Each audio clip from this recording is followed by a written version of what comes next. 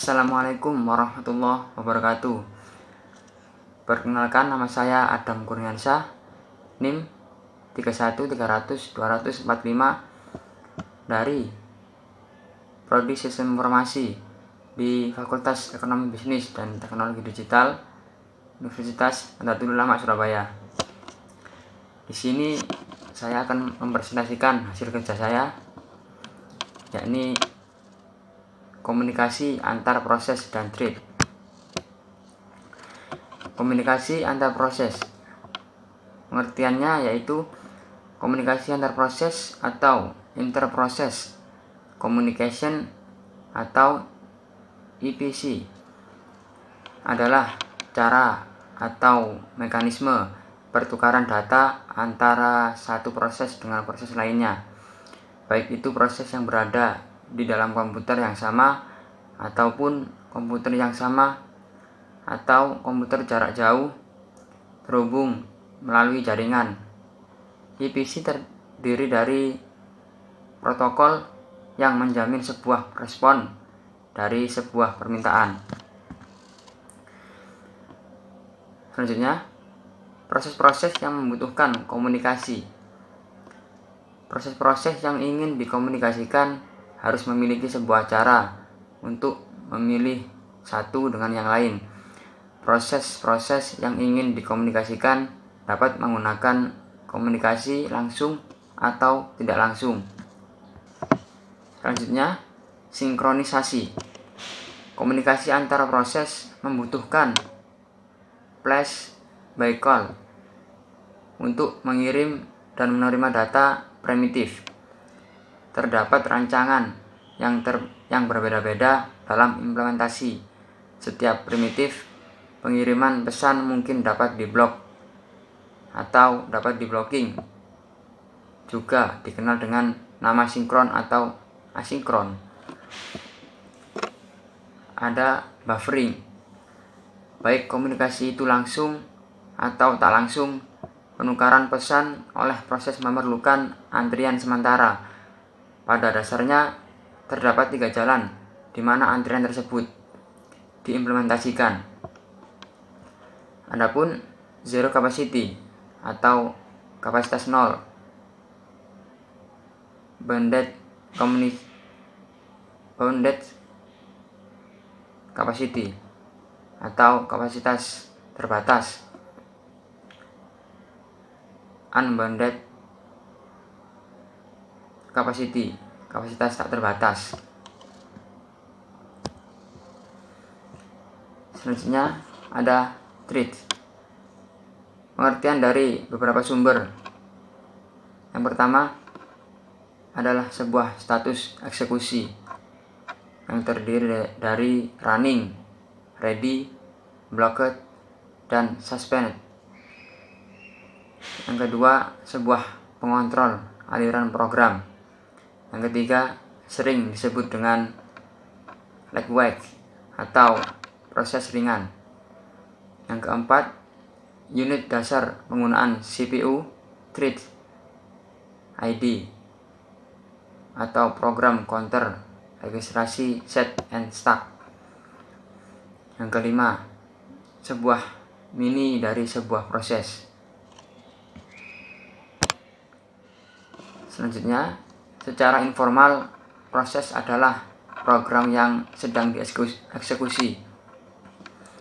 Ada 2 jenis proses, yakni proses berat, heavyweight, proses ringan atau kadang disebut dengan thread.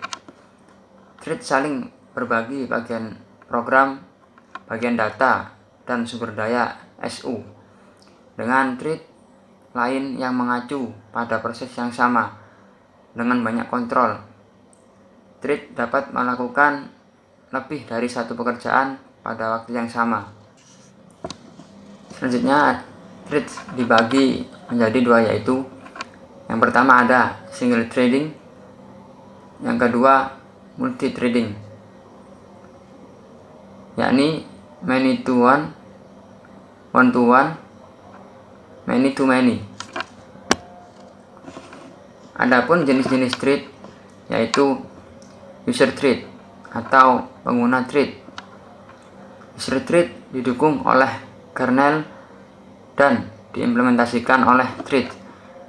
Library ditingkatkan pengguna. Library mendukung untuk pembentukan thread, penjadwalan, dan manajemen yang tidak didukung oleh kernel.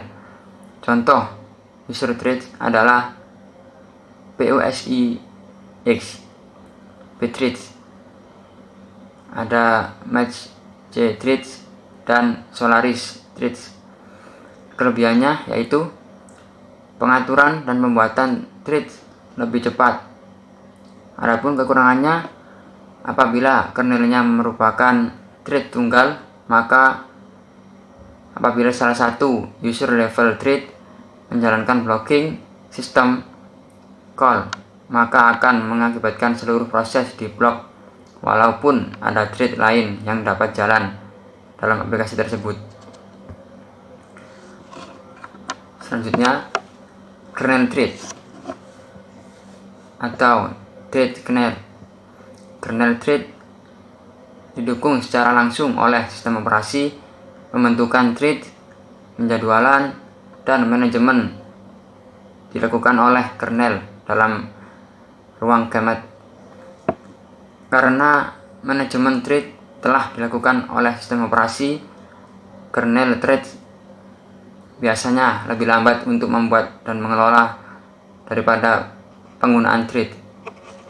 Windows NT, Solaris, dan Digital UNIX adalah sistem operasi yang Yaris mendukung kernel thread. Kelebihan: jika sebuah thread menjalankan blocking system call, maka kernel dapat menjadwalkan thread lain di aplikasi untuk melakukan eksekusi. Pada lingkungan multiprosesor, kernel dapat menjadwal thread and thread pada proses yang berbeda. Kekurangannya yaitu pengaturan dan pembuatan thread lebih lambat. Selanjutnya ada state pada thread. Yang pertama yaitu running, yang kedua ready to run, yang ketiga resumed, yang keempat suspended, yang kelima adalah blocked. Keuntungan dan kelebihan thread. Keuntungan sistem thread: 1. Responsif, yaitu respon lebih cepat. Yang kedua, resource sharing, yaitu menggunakan resource bersama-sama. Yang ketiga, ekonomis. Yang keempat, utilisasi CPU, yaitu meningkatkan utilitas arsitektur mikroprosesor. Kerugian thread ada 2. Yang pertama, jika digunakan secara berlebihan, multithreading akan berdampak pada pemborosan resource dan CPU yang dialokasikan untuk sawit switching threads. Yang kedua, threads yang banyak bisa saling berinterferensi ketika saling berbagi sumber daya hardware seperti cache. Selanjutnya ada perbedaan proses dan thread. Proses adalah yaitu program yang sedang dieksekusi atau memiliki ruang alamat IP address masing-masing. Dari satu proses ke yang lain harus menggunakan komunikasi. Melakukan overhead hanya dapat mengendalikan proses turunannya. Kalau thread yaitu alur kontrol dari suatu proses. Ruang alamat atau IP address digunakan secara bersama-sama. Memiliki akses langsung ke segmen data dari prosesnya. Hampir tidak memiliki overhead dapat saling berkomunikasi dengan yang lain dalam satu proses. Sekian dari saya. Terima kasih. Mohon maaf jika ada salah kata. Wassalamualaikum warahmatullahi wabarakatuh.